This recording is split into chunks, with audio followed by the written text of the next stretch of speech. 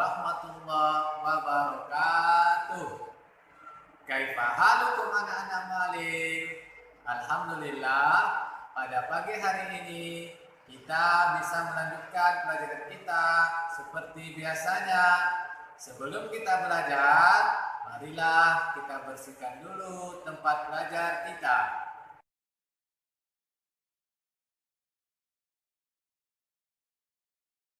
Rasulullah Sallallahu Alaihi Wasallam bersabda, "At-tuhuru syatrul iman." Kebersihan itu merupakan bagian dari iman.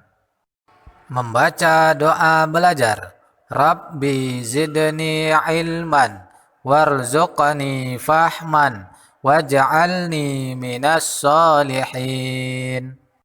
Murajaah surat Al-Baqarah ayat 28 sampai 32 bersama-sama. أعوذ بالله من الشيطان الرجيم بسم الله الرحمن الرحيم كيف تكفرون بالله وكنتم أمواتا فأحياكم ثم يميتكم ثم يحييكم ثم إليه ترجعون هو الذي خلق لكم ما في الأرض جميعا ثم استوى إلى السماء فسواهن سبع سماوات وهو بكل شيء عليم وإذ قال ربك للملائكة إني جاعل في الأرض خليفة قالوا أتجعل فيها من يفسد فيها ويسفك الدماء ونحن نسبح بحمدك ونقدس لك قال إني أعلم ما لا تعلمون وعلم آدم الأسماء كلها ثم عرضهم على الملائكة فقال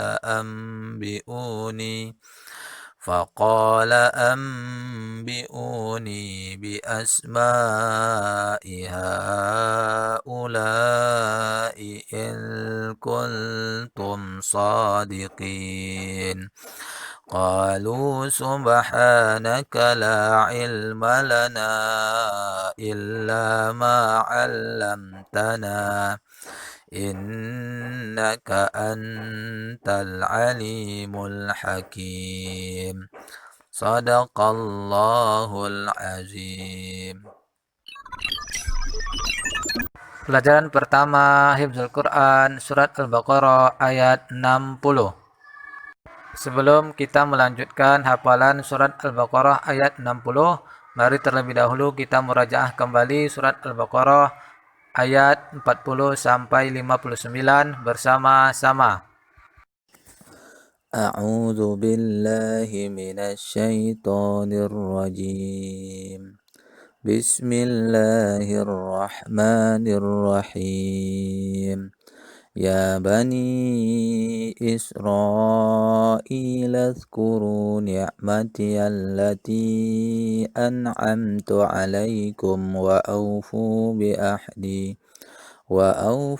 بأحدي أوف بعهدكم وإياي فارهبون وآمنوا بما أنزلت مصدقا لما معكم ولا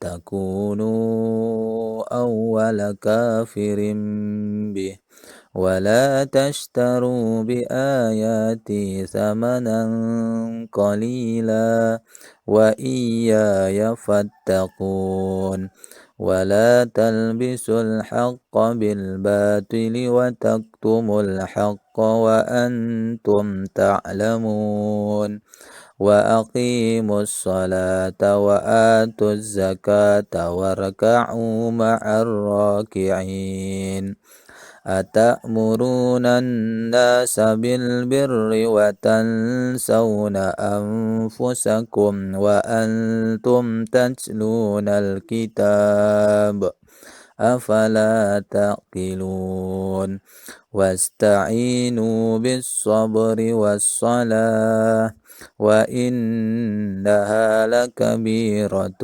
إلا على الخاشعين الذين يظنون أنهم ملاقو ربهم وأنهم إليه راجعون يا بني إسرائيل اذكروا نعمتي التي أنعمت عليكم وأني فضلتكم على العالمين واتقوا يوما لا تجزي نفس عن نفس شيئا ولا يقبل منها شفاعة ولا يؤخذ منها عدل ولا هم ينصرون وإذ نجيناكم من آل فرعون يسومونكم سوء العذاب يذبحون أبناءكم ويستحيون نساءكم وفي ذلكم بلاء من ربكم عظيم وإذ فرقنا بكم البحر فأنجيناكم وأغرقنا آل فرعون وأنتم تنظرون وإذ واعدنا موسى 40 ليلة ثم اتخذتم العجل من بعده وأنتم ظالمون ثم عفونا عنكم من بعد ذلك لعلكم تشكرون وإذ آتينا موسى الكتاب والفرقان لعلكم تهتدون وإذ قال موسى لقومه يا قوم إنكم ظلمتم أنفسكم باتخاذكم العجل فتوبوا إلى بارئكم فاقتلوا أنفسكم ذلكم خير لكم عند بارئكم فتاب عليكم إنه هو التواب الرحيم وإذ قلتم يا موسى لن نؤمن لك حتى نرى الله جهرة فأخذتكم الصائقة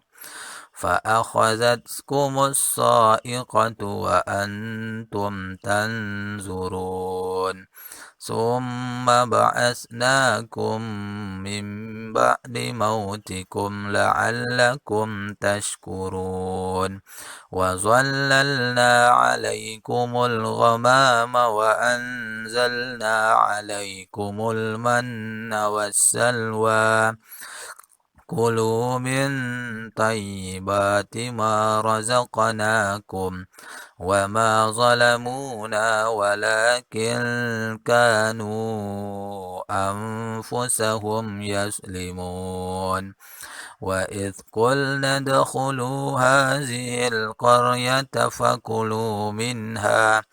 فكلوا منها حيث شئتم رغدا وادخلوا الباب سجدا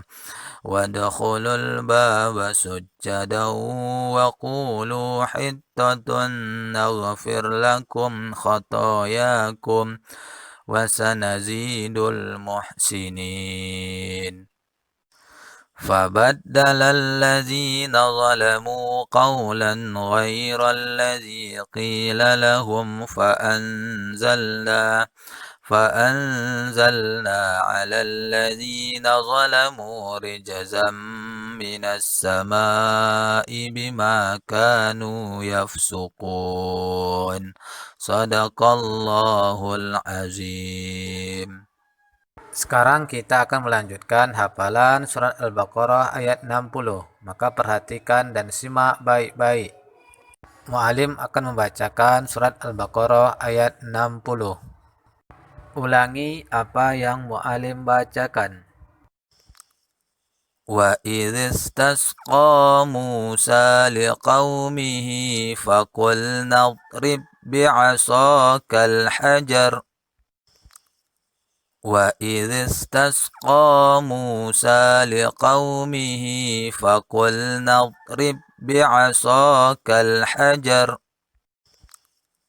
وَإِذِ اسْتَسْقَى مُوسَى لِقَوْمِهِ فَقُلْنَا اضْرِبْ بِعَصَاكَ الْحَجَرَ فانفجرت منه 12 عينا قد علم كل أناس مشربهم فانفجرت منه 12 عينا قد علم كل أناس مشربهم فانفجرت منه 12 عينا قد علم كل أناس مشربهم كلوا واشربوا من رزق الله ولا تأسوا في الأرض مفسدين كلوا واشربوا من رزق الله ولا تأسوا في الأرض مفسدين كلوا واشربوا من رزق الله ولا تأسوا في الأرض مفسدين وَإِذِ اسْتَسْقَى مُوسَى لِقَوْمِهِ فَقُلْنَا اضْرِبْ بِعَصَاكَ الْحَجَرَ فانفجرت منه 12 عينا قد علم كل أناس مشربهم كلوا واشربوا من رزق الله ولا تأسوا في الأرض مفسدين وَإِذِ اسْتَسْقَى مُوسَى لِقَوْمِهِ فَقُلْنَا اضْرِبْ بِعَصَاكَ الْحَجَرَ فانفجرت منه 12 عينا قد علم كل أناس مشربهم كلوا واشربوا من رزق الله ولا تأسوا في الأرض مفسدين وَإِذِ اسْتَسْقَى مُوسَى لِقَوْمِهِ فَقُلْنَا اضْرِبْ بِعَصَاكَ الْحَجَرَ فانفجرت منه 12 عينا قد علم كل أناس مشربهم كلوا واشربوا من رزق الله ولا تأسوا في الأرض مفسدين. Bagi yang sudah hafal, silakan disetorkan kepada mu'alim atau mu'alimahnya. Wa aminu bima anzaltum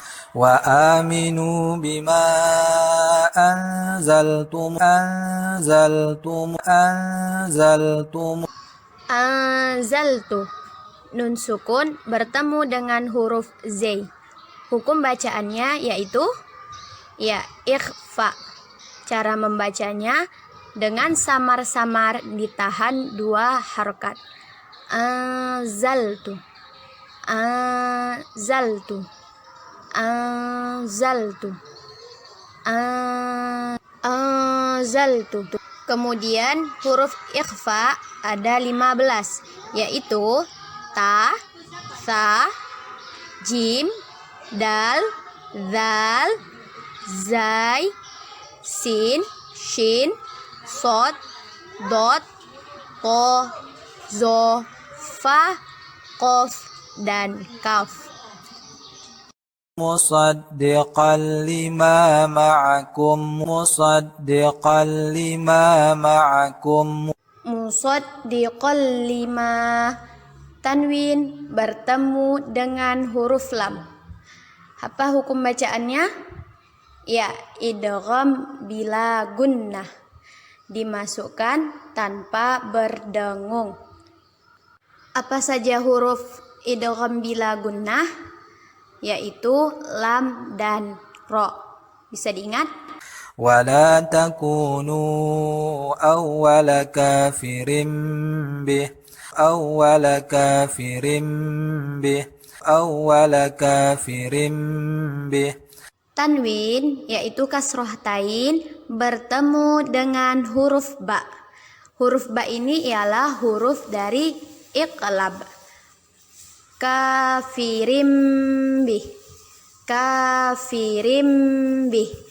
Hukum bacaannya yaitu iqlab. Kita ganti bacaan tanwin menjadi mim. Yang awalnya kafirin bih menjadi kafirim bih. Kafirim bih. Dengan ditahan 2 harokat. Dengan ditahan 2 harokat. Kafirim bih.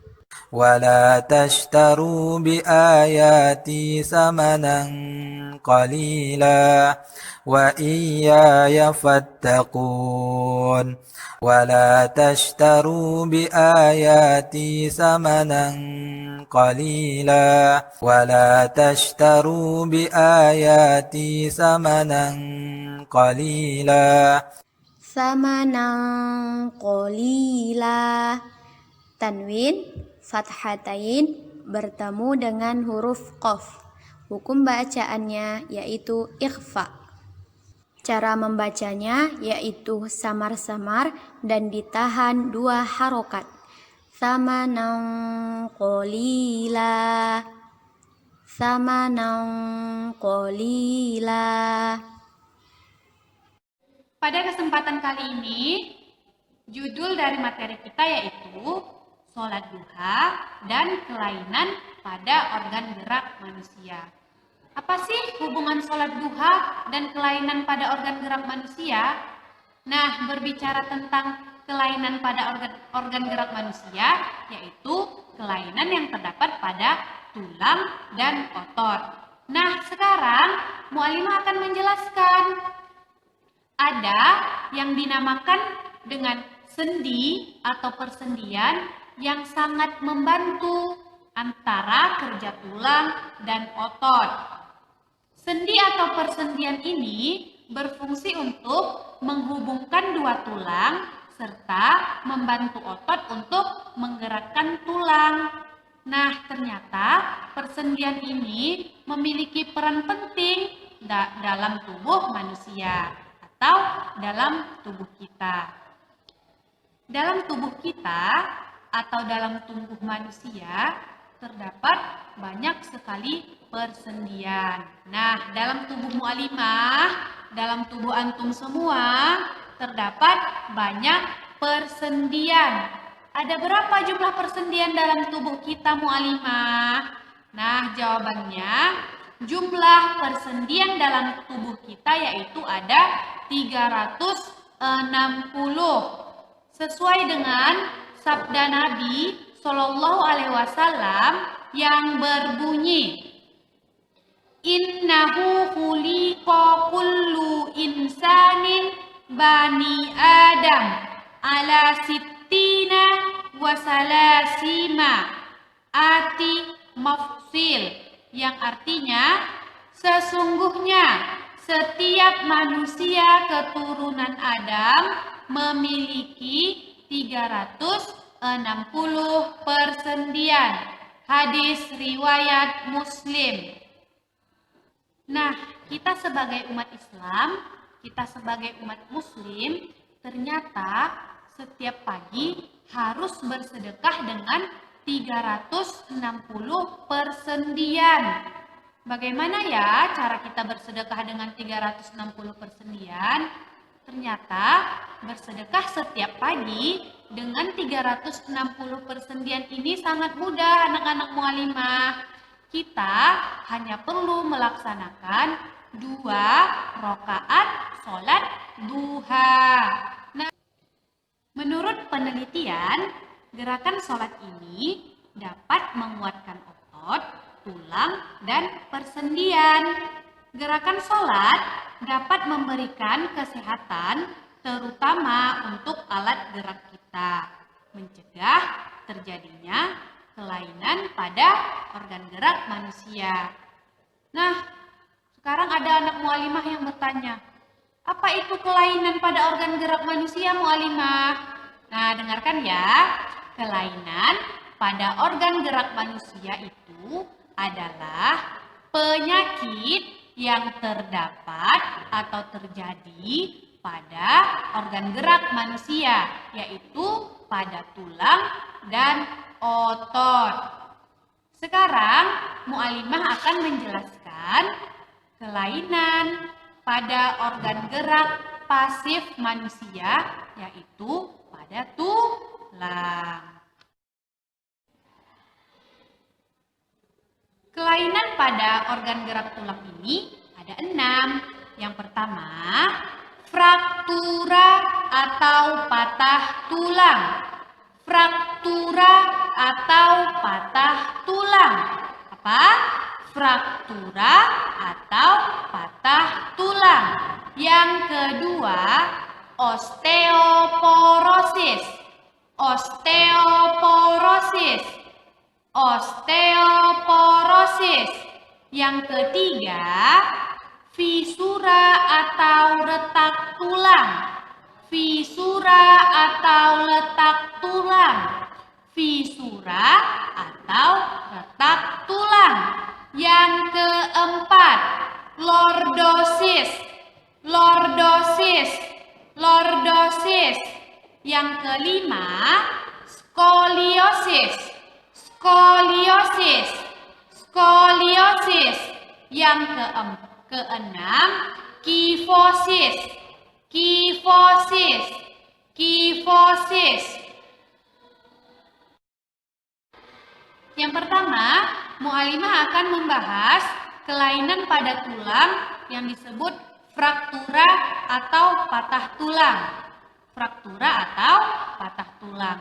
Apa sih yang dimaksud dengan fraktura atau patah tulang ini, mualimah? Apa penyebabnya, mualimah? Nah, penyebabnya yaitu patah tulang yang disebabkan karena kecelakaan. Nah, bisa jadi itu karena kecelakaan bermotor atau kecelakaan jatuh dari sepeda dan kecelakaan yang lainnya.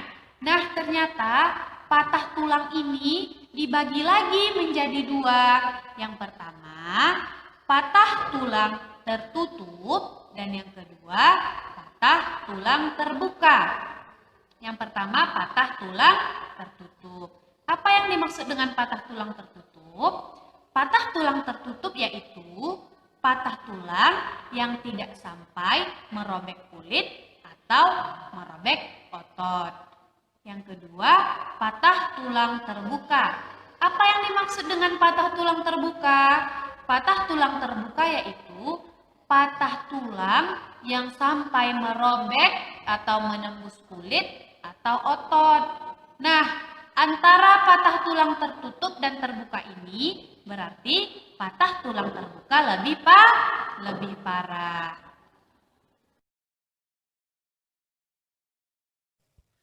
Perhatikan dua gambar berikut ini.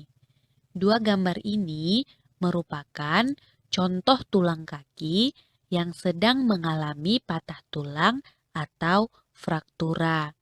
Nah, gambar pertama ini merupakan fraktura tertutup di mana patah tulang tidak merobek kulit atau otot.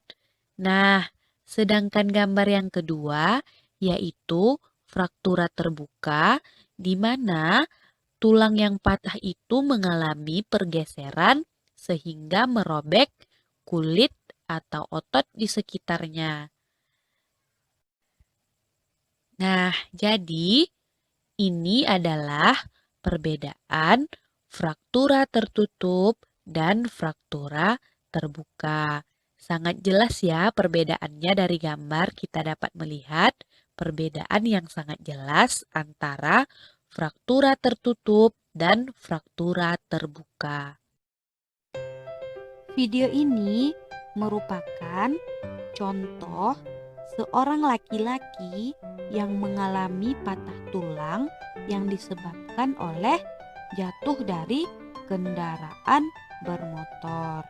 Nah, Mu'alimah harap antum selalu berhati-hati jika sedang berkendaraan ataupun sedang bermain, seperti bermain sepeda, bermain lari-lari dengan teman, untuk menjaga kesehatan kita, dan tidak lupa pula untuk selalu berdoa agar dilindungi oleh Allah Subhanahu wa Ta'ala.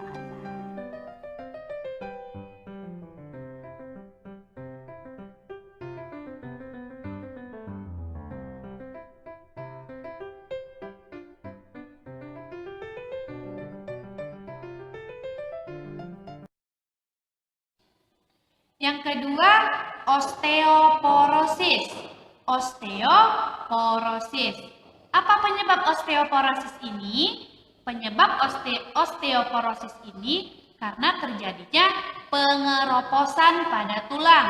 Karena terjadinya pengeroposan pada tulang. Pengeroposan pada tulang ini terjadi karena daya serap tubuh kita tidak mampu lagi untuk menyerap dan menggunakan kalsium secara normal. Penyerapan kalsium oleh tubuh tidak lagi berfungsi dengan baik. Nah, perhatikan video berikut ini. Pada video ini, Mu'alimah akan membandingkan tulang dalam keadaan sehat dan tulang yang terkena osteoporosis atau pengeroposan tulang. Gambar yang pertama ini menunjukkan tulang manusia dalam keadaan sehat.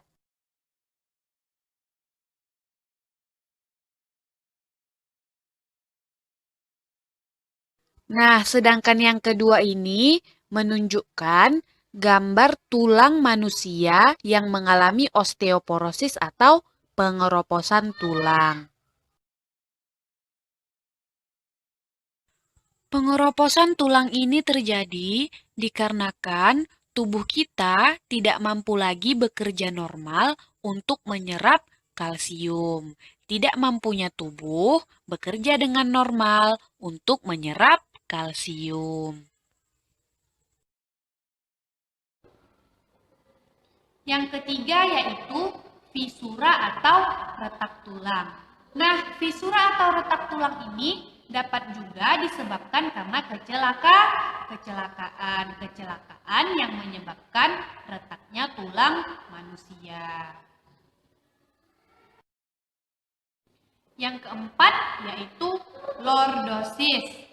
Nah, lordosis ini terjadi karena kesalahan kita dalam duduk, kesalahan dalam posisi duduk.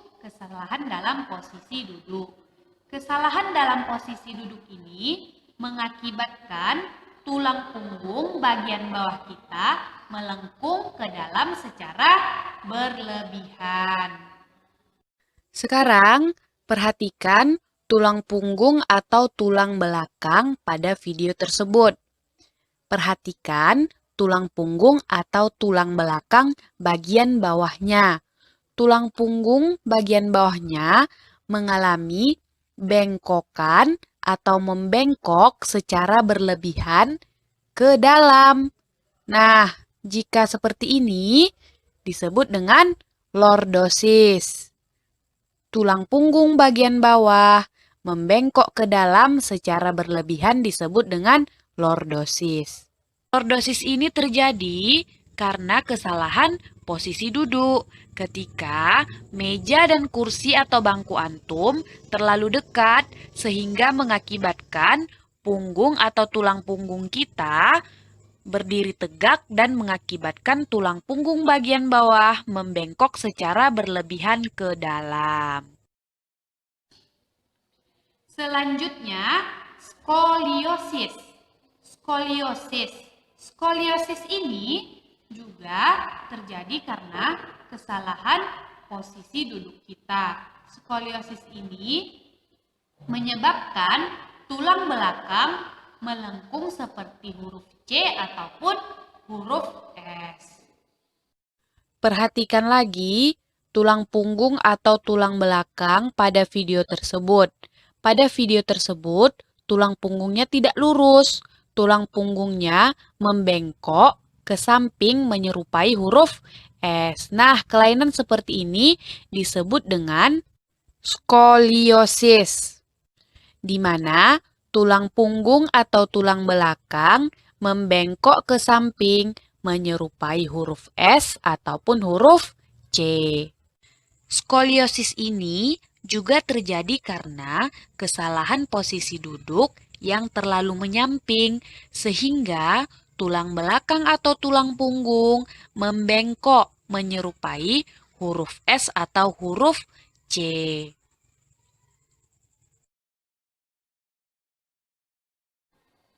Yang keenam yaitu kifosis. Kifosis ini juga terjadi karena kesalahan dalam posisi duduk.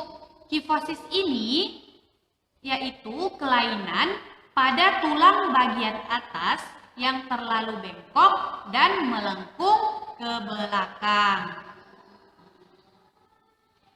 Perhatikan tulang punggung atau tulang belakang pada video tersebut.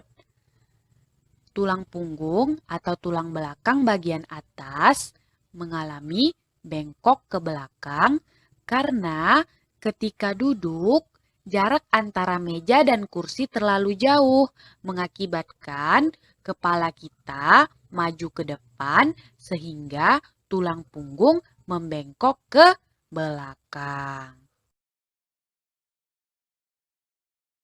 Pada kesempatan kali ini, Mu'alimah akan menjelaskan tentang ide pokok, kalimat utama, dan kalimat penjelas atau kalimat pengembang.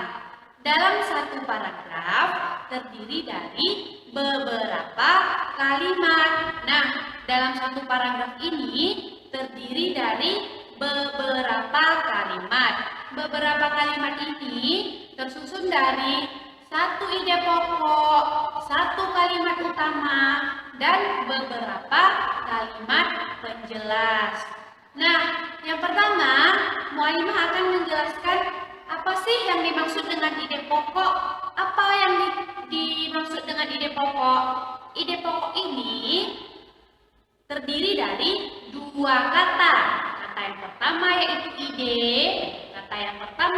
ide, sedangkan kata yang kedua yaitu pokok. Nah, secara bahasa, ide ini artinya gagasan atau pikiran. Secara bahasa, ide ini artinya gagasan atau pikiran. Sedangkan pokok artinya utama. Jadi, secara bahasa, ide pokok ini dapat diartikan pikiran utama atau gagasan utama. Sedangkan secara istilah, ide pokok ini dapat diartikan sebagai topik yang menjadi dasar pembicaraan dalam sebuah paragraf. Nah, berdasarkan letak ide pokoknya, paragraf ini terbagi menjadi dua, yaitu paragraf deduktif dan paragraf induktif, yaitu yang pertama paragraf deduktif, paragraf deduktif, paragraf deduktif. Sedangkan yang kedua yaitu paragraf induktif, paragraf induktif, paragraf induktif. Nah, apa sih yang dimaksud dengan paragraf deduktif dan induktif ini? Pada kelas 5 ini, antum hanya akan mempelajari tentang paragraf deduktif. Paragraf deduktif adalah paragraf yang letak kalimat utamanya di awal paragraf. Paragraf yang letak kalimat utamanya di awal paragraf. Nah, kalau paragraf induktif itu kebalikan dari paragraf deduktif, yaitu paragraf yang letak kalimat utamanya di akhir paragraf. Nah, tadi Mu'alimah sudah bilang, pada kelas 5 ini, antum hanya akan mempelajari tentang paragraf deduktif. Pada kelas 5 ini, antum hanya akan mempelajari tentang paragraf deduktif. Apa tadi yang dimaksud dengan paragraf deduktif? Paragraf deduktif adalah paragraf yang letak kalimat utamanya di awal paragraf. Nah, jadi dalam satu paragraf itu akan ada kalimat utama yang letaknya di awal dan berikutnya ada beberapa kalimat penjelas. Nah, perlu antum ketahui, ide pokok ini letaknya di dalam kalimat utama. Ide pokok ini bisa berarti kalimat utama atau penggalan atau ringkasan dari kalimat utama. Jadi, dalam satu paragraf itu, yang pertama letaknya di awal kalimat utama dan di dalam kalimat utama ini terdapat ide pokok. Nah, sesudah kalimat utama ada yang dinamakan dengan kalimat penjelas. Kalimat penjelas ini gunanya untuk menjelaskan atau mengembangkan kalimat utama. Kalimat penjelas ini letaknya sesudah kalimat utama. Kalimat penjelas ini terdiri dari beberapa kalimat penjelas. Kalimat penjelas 1, kalimat penjelas 2, dan seterusnya. Dan yang perlu antum ketahui, kalimat penjelas ini akan selalu membicarakan dan akan selalu berbicara tentang kalimat utama. Karena kalimat penjelas yaitu kalimat yang menjelaskan atau mengembangkan kalimat utama. Sekarang, antum perhatikan cerita berikut. Cerita ini berjudul Organ Gerak Manusia dan Hewan. Apa judulnya anak-anak Mu'alimah? Judulnya Organ Gerak Manusia dan Hewan. Nah, cerita ini terdiri dari berapa paragraf? Ya, betul. Cerita ini terdiri dari 3 paragraf. Kita hitung ya. Paragraf 1, paragraf 2, dan paragraf 3. Sekarang kita perhatikan paragraf 1. Paragraf 1 ini terdiri dari beberapa kalimat. Kalimat yang pertama, salah satu ciri dari makhluk hidup adalah bergerak. Itu kalimat yang pertama. Kalimat yang kedua, secara umum gerak dapat diartikan berpindah tempat atau perubahan posisi sebagian atau seluruh bagian dari tubuh. Itu kalimat yang kedua. Sedangkan kalimat yang ketiga yaitu makhluk hidup akan bergerak apabila ada rangsangan yang mengenai sebagian atau seluruh bagian tubuhnya. Jadi, pada paragraf pertama ini, tersusun dari 3 kalimat. Paragraf 1 tersusun dari 3 kalimat. Nah, tadi Mu'alimah sudah jelaskan, pada kelas 5 ini kita hanya akan mempelajari tentang paragraf deduktif, yaitu paragraf yang letak ide pokoknya di awal paragraf. Paragraf deduktif tersusun dari 1 kalimat utama yang letaknya di awal paragraf, dan di dalam kalimat utama itu terdapat ide pokok. Susunan selanjutnya setelah kalimat utama terdapat beberapa kalimat penjelas. Kalimat penjelas yaitu kalimat yang mengembangkan ide pokok. Nah, ide pokok ini letaknya di dalam kalimat utama. Kalimat utama ini letaknya di awal paragraf. Jadi, pada paragraf 1 ini, yang mana kalimat utamanya anak-anak Mu'alimah? Nah, betul, kalimat utamanya terletak di awal paragraf, yaitu salah satu ciri dari makhluk hidup adalah bergerak. Ingat ya, di dalam kalimat utama terdapat ide pokok. Jadi, ide pokoknya adalah salah satu ciri dari makhluk hidup adalah bergerak. Sekarang, yang mana kalimat penjelasnya? Tadi Mu'alimah sudah jelaskan, kalimat penjelas ini letaknya sesudah kalimat utama. Sesudah kalimat utama. Berarti dalam paragraf 1 ini terdapat 2 kalimat penjelas. Kalimat penjelas yang pertama, secara umum gerak dapat diartikan berpindah tempat atau perubahan posisi sebagian atau seluruh bagian dari tubuh. Sedangkan kalimat penjelas yang kedua, makhluk hidup akan bergerak apabila ada rangsangan yang mengenai sebagian atau seluruh bagian tubuhnya.